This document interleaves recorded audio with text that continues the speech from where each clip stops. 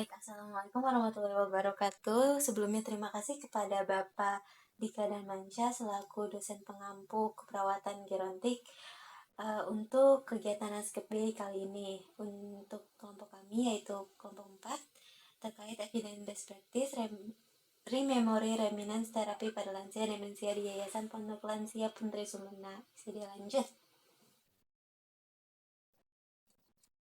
Oke, kami izin untuk memaparkan terkait pengkajian lansia yang sudah kami lakukan. Nah, untuk lansia yang kami kaji yaitu atas nama Nyonya Ani yang mana umurnya 76 tahun.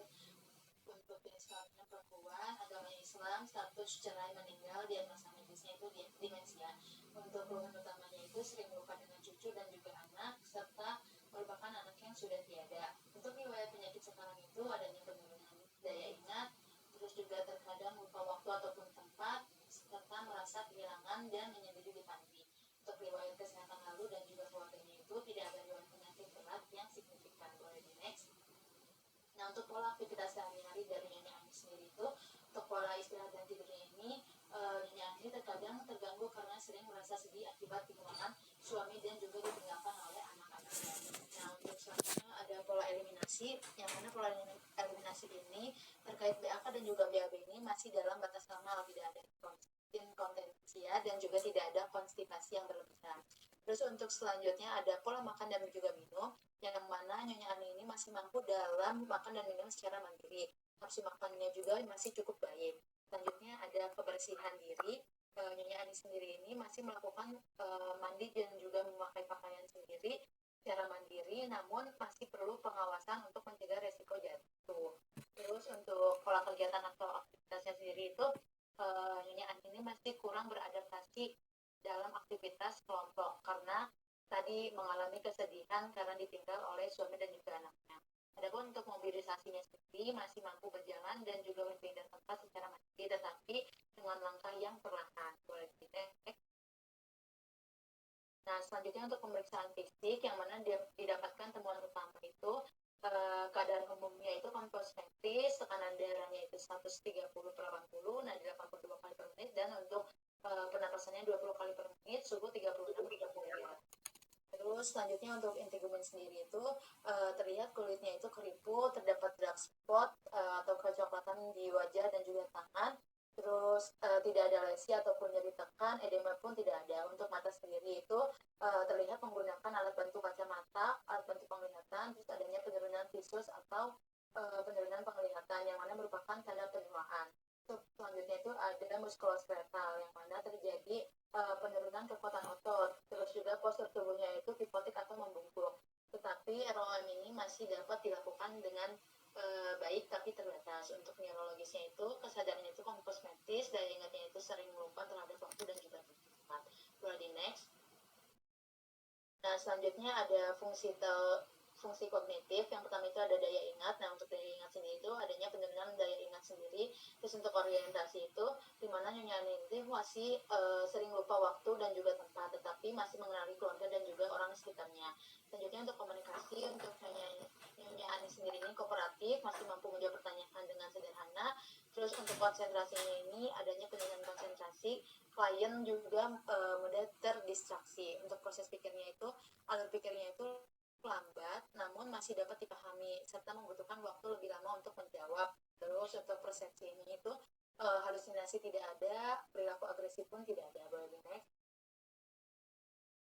Nah, selanjutnya untuk aspek spiritual dan juga kultural dari Vicha sendiri. Untuk fight-nya itu, outputnya itu klien ini masih suka sholat dan juga mengaji, serta berdoa untuk kesehatan dan juga umur yang panjang. Untuk importance, outputnya itu ada sholat dan juga berdoa itu membuat Nyonya Agni itu merasa lebih tenang dan juga menjadi lebih sabar dan tabah. Selanjutnya untuk community sendiri, sering mengikuti kegiatan pengajian di panti dengan didampingi petugas panti sendiri. Terus untuk addressnya ini, di mana klien ini itu ingin diingatkan untuk jadwal sholat serta arah kiblat karena beliau masih lupa, kadang lupa arah kiblatnya itu kemana. Terus selanjutnya ada Oke, untuk ringkasan hasil pengkajian mungkin bisa teman-teman baca langsung di dokumen juga atau yang sudah kita lampirkan di G Drive. Oke, untuk selanjutnya ini ada analisis data, yaitu yang pertama kita ambil analisis data dan diagnosa ini kita satuin jadi satu slide aja. Jadi langsung aja masuk ke diagnosanya. Itu ada yang pertama gangguan memori. Beliau mengatakan sering lupa nama cucu ataupun sering lupa waktu sholat. Terus ada berduka karena dari pengkajian juga dilihat bahwa beliau merasa sangat kehilangan dari anak, juga suami yang telah tiada, juga merasa jauh dari keluarga. Lalu ada gangguan interaksi sosial di mana beliau sering kali menyibukkan diri daripada berinteraksi dengan yang lainnya. Lalu ada distress spiritual karena seringnya lupa jadwal sholat ataupun lupa arah kiblat kemana. Lalu ada resiko jatuh, yaitu karena beliau yang sudah lanjut usia, juga penurunan kelemahan otot. Lalu ada posturnya yang kifotik dan demensia yang dialaminya. Oke, kita lanjut. Karena Evan tadi sudah menyebutkan 5 diagnosa, dan kita intervensi yaitu cuma satu, gangguan memori. Kita bisa lihat di sini ada STK-nya. Kita ambil gangguan memori dengan diagnosa kosong dua, hubungan dengan teman, dan dengan teman-teman bisa lihat sendiri ya. Salah satunya mungkin tadi berhubungan dengan anak tadi. Yang keluarannya kita ambil memori, yang memori meningkat. Keluaran 0906. Nah, kita ngambil ini 1,24 jam. Karena memori itu meningkat gitu. Dengan kriteria hasil, teman-teman bisa practice ya. Oke, kita lanjut ke sini. Yang itu kita ada latihan memori gitu. Dengan intervensi 06188. Nah, oke, dan boleh dilanjut. Oke, selanjutnya kita implementasi. Masuk ke sesi tanya saya yang sudah dilakukan. Pada itu jam berapa kita ada persiapan teman, lalu kita pakai foto dari dan presentasi. Lalu 8.30 kita ada pembukaan, lalu dilanjut observasi dan ada pulang kepada nilai kami. Jam 8.45 kita asesmen preferensi dan penggunaan BPS oleh yang 12 tadi. Lalu jam 9-nya kita langsung ke sesi ini, yaitu sesi referensi, yaitu melihat, mengingatkan, dan juga menunjukkan sebuah foto yang dibutuhkan pada website tersebut.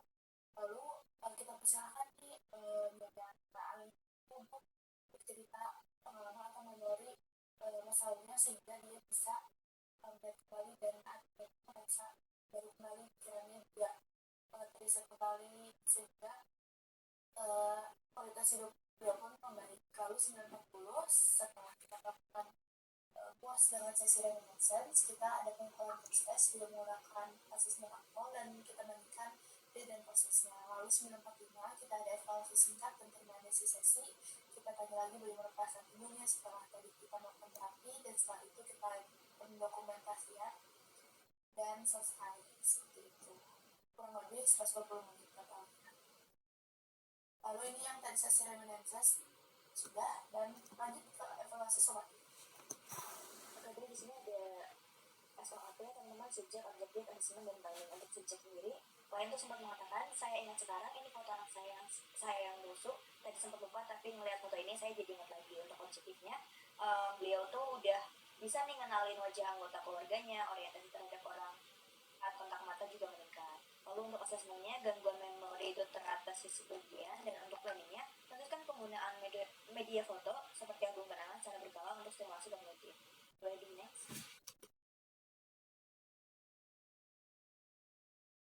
Oke, perencanaan lanjutan dan atau research planningnya tuh kita pakai 4MS. Yang pertama tuh ada what matters atau hal yang penting, seperti menggantikan kerinduan keluarga dengan memfasilitasi hubungan akrab dengan satu penghuni panti lainnya, terus menyiapkan pendamping spiritual saat waktu ibadah salah sesuai keinginan klien.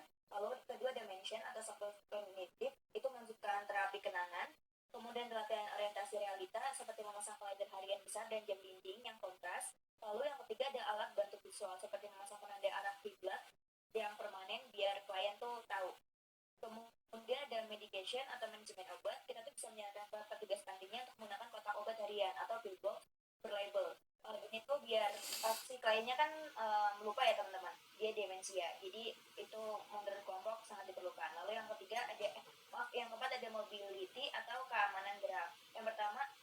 memberikan lingkungan yang aman dan bebas hambatan fisik untuk mencegah kebingungan arah yang dapat memicu risiko jatuh. Lalu yang kedua, ada pendampingan saat klien melakukan aktivitas kebersihan diri atau mobilisasi karena keterbatasan fisik. Oke, terima kasih sebelumnya karena sudah mendengarkan. Wassalamualaikum warahmatullahi wabarakatuh. Oke, semua udah beres.